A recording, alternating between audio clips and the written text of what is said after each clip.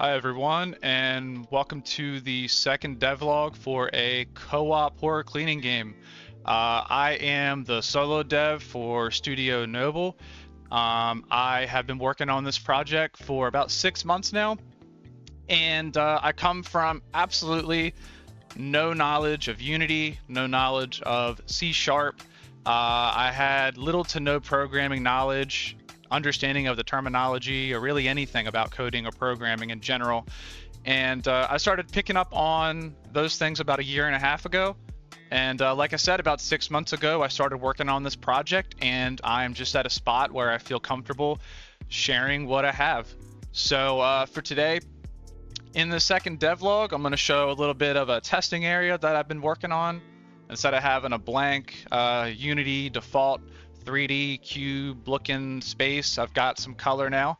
I'm going to show you the equipping system that I've been working on so that you can equip items from your inventory menu. And after that, once you've equipped some of those items to your equipment slots, I'll show you how I have selected those items in the equipment slots using a coroutine. And the last thing I set up was getting each item through a scriptable object class to pull its switch to sound effect so that when that item is switched to, it is going to play its own specific noise. All right, so getting into it here, you can see I've got a little bit of this test area going on. We went from just the color green squares all over the place to a sort of a dungeon looking area. So yeah, I finally have this small little room to test in. It's not too bad. It's not too bad. So going into the inventory here, I've got some items, as you can see, and I could pick any of these items, and I'm just gonna pick our handgun and equip it to slot number 1. And you know, you can't just have a handgun without handgun ammo. So I'm gonna equip the handgun ammo to slot number 2. And let's take a med kit. You want to make sure that you've got some healing items with you at all times. All right, so now that we've got those items equipped, I'm going to exit.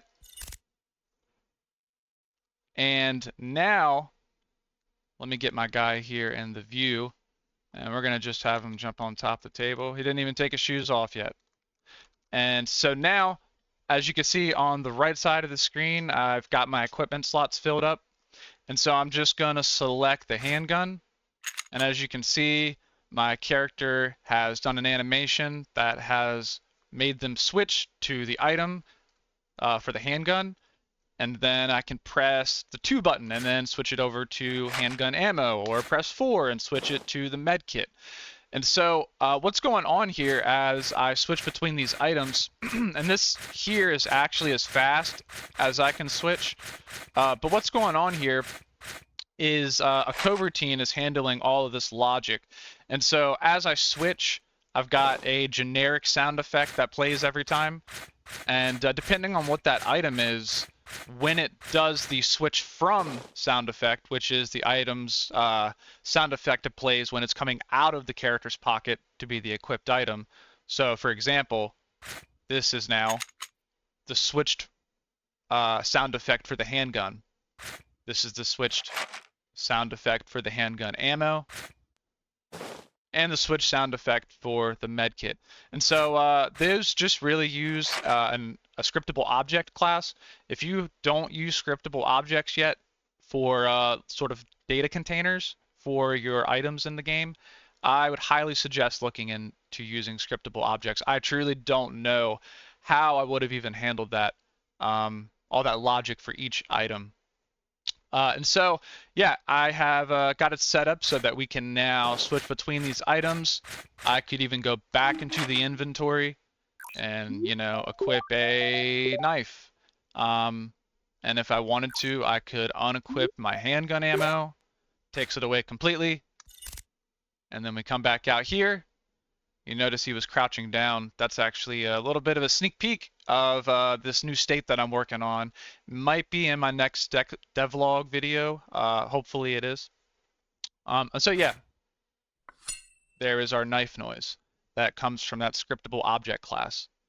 So with that being said, I've got all of these items here. You can see the switching. You may notice my guy's arms are kind of just hanging to the side now, as opposed to looking like they were following along when he walked around prior to this. And that's just because I'm working on an animation rig right now for the arms and the hands. And so hopefully in the next devlog video, you'll see that that's working. In case you're wondering, where is the item? So you're not seeing the items in the guy's hand. Am I lying to you? Do I even have that feature working yet? Well, I do.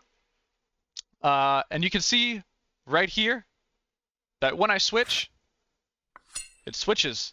And you may be thinking, why does it have that little bit of a delay? That goes back to that coroutine that I was speaking about. So again, we switch to the item, plays a generic noise, and then when it switches the item, it plays that item's sound effect to go along with it.